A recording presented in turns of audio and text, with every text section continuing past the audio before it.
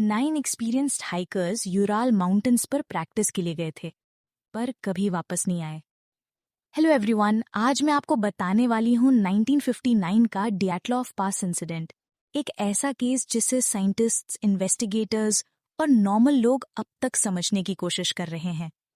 सबसे पहले ये समझना जरूरी है कि ये कोई थ्रिल या डेंजरस स्टंट नहीं था। ये 9 हाइकर्स एक यूनिवर्सिटी ग्रुप थे और उनका गोल था एक हाई लेवल हाइकिंग सर्टिफिकेट हासिल करना, जो सिर्फ टफ विंटर ट्रैक कंप्लीट करने पर मिलता था। इसलिए वो यूराल माउंटेन्स की रूट पर गए। Plan trip, proper gear, experience, सब कुछ सेट था। उनकी फोटोज और डायरी एंट्रीज को देखकर लगता है कि वो ट्रिप एंजॉय कर रहे थे। स्नोस्टॉर्म जरूर था, पर उनके लिए ये रूटीन चीज थी। 1 फरवरी की रात तक सब नॉर्मल लग रहा था। उसके बाद जो हुआ उसने सबको शॉक में और टेंशन में डाल दिया।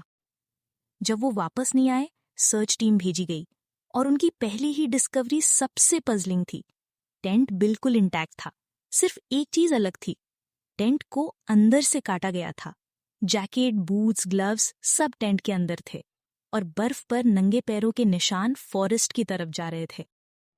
फॉरेस्ट के पास पहले 2 हाइकर्स मिले। वो एक छोटे कैंपफायर के पास थे।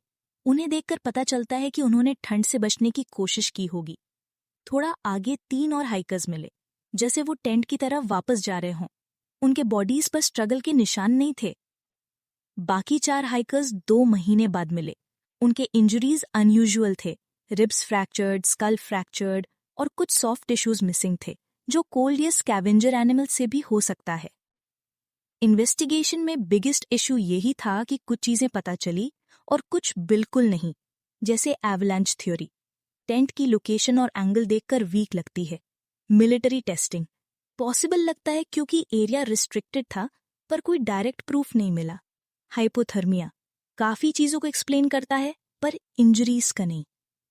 कैमरा की लास्ट फोटोज में एक ब्राइट लाइट स्काई में दिख रही थी।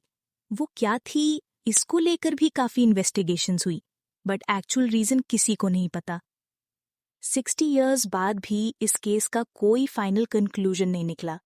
9 हाइकर्स एक नॉर्मल प्लान ट्रैक पर गए थे और एक रात कुछ ऐसा हुआ जिससे वो पैनिक में अपना टेंट छोड़कर निकल गए। आज भी लोग इस बात को समझ नहीं पाए कि उन्होंने ऐसा क्यों किया या उनके साथ ऐसा क्या हुआ। डियाटलॉफ पास 1959 स्टिल अनसॉल्व्ड। दोस्तों, आपको क्या लगता है इस इंसिडेंट के बारे में? कमेंट करके जरूर बताएं और मेरे चैनल को सब्सक्राइब करना ना भूलें। Bye bye.